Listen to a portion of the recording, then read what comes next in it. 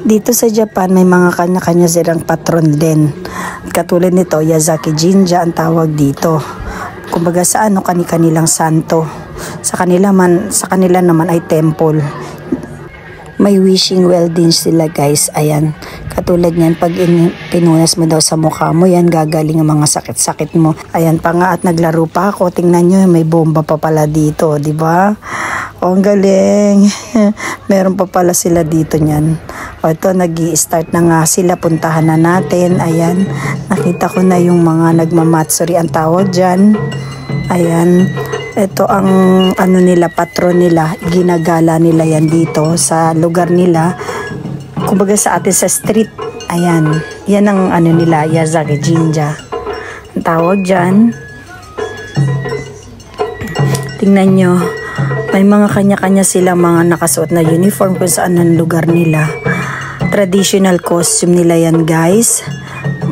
Tingnan nyo ang mga kagandahan ng mga kasuotan nila. Talagang nire-respect nila yung kanilang culture na ginalakihan na nila. May mga kanya-kanya silang uniform o lugar na kanilang pinaniniwalaan. Katulad nito, ayan, tingnan nyo guys, ang gaganda ng mga costume nila, no?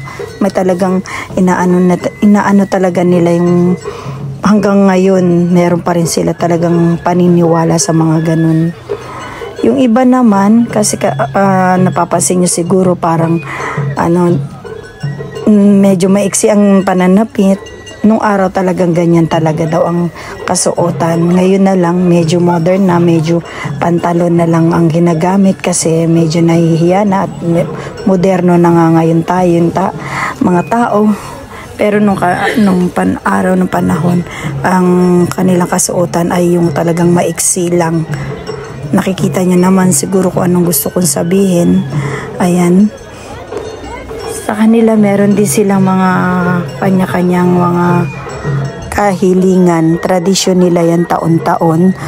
Humihiling sila para sa kanilang pamumuhay at sa kanilang kaligtasan.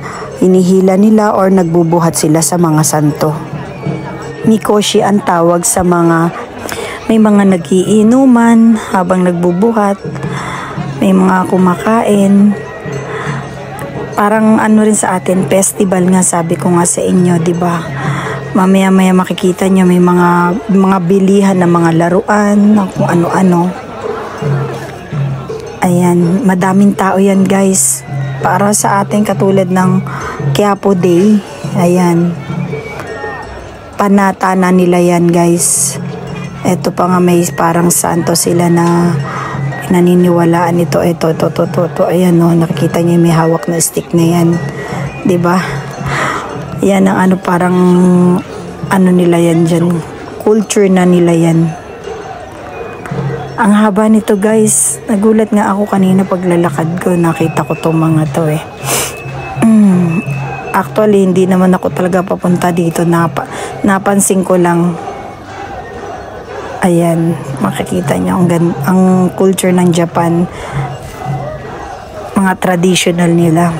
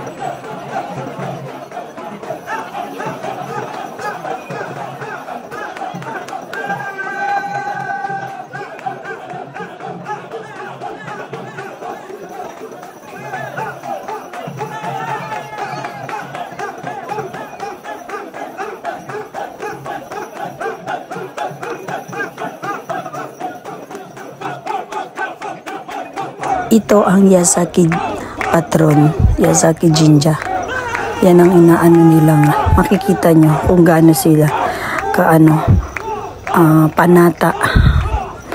Yan yung mga humihiling sila sa patron nila. Katulad ng sabi ko nga, para sa atin sa Quiapo humihiling. Ayan. Makikita nyo sila na talagang grabe ang buhat nila yan dyan, guys. Mabigat yan. Ayan, oh. Siyempre, humihiling ka. Natural, kailangan mong maghirap. May mga babae din, ayun katulad niyan, di ba kanina may babaeng nagbubuhat kasi may kahilingan siguro siya. Ako rin naman, humihiling ako sa mga patron, awa ng Diyos, natutuloy sila. Pinagbibigyan naman nila ako, kaya kayo, baka gusto nyo minsan magganyan kayo. Totoo yan, guys.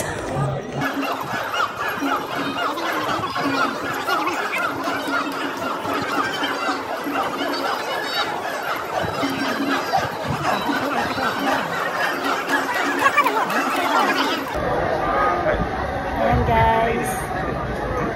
Yazaki Jinja yan, guys. Katulad ng sinabi ko nga kanina, may mga nagtitinda ng kung ano-ano dyan, mga pagkain din na pagkain nila, yakisoba, takoyaki, at kung ano-ano pa, may mga yakitori, may mga nagiinuman din, may mga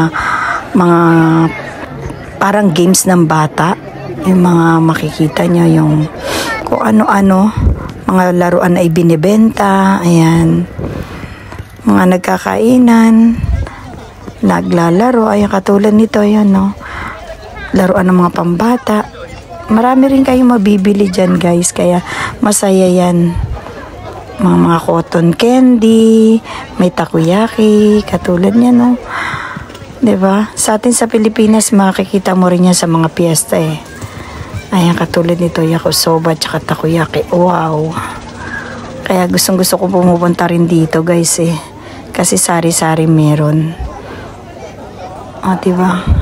Tingnan nyo yan, guys. Ang dami nila. May mga prutas pa. Ayan, eh. May mga binibilang maliliit na koi, na isda. Ang mga bata, nagdaan dyan, tuwan-tuwa kasi marami silang laruan. Katulad nito, may pangbatang Jinja din, guys. Ayan, sila rin ang nagtawag dyan Mikoshi. Sila rin din ang gaganap dyan. Sila rin din ang magbubuhat. Ayan, guys, oh, yung mga bata. Nakakatuwa lang din kasi kahit na bata pa sila, marunong na silang pinapractice na sila, sinasanay na sila.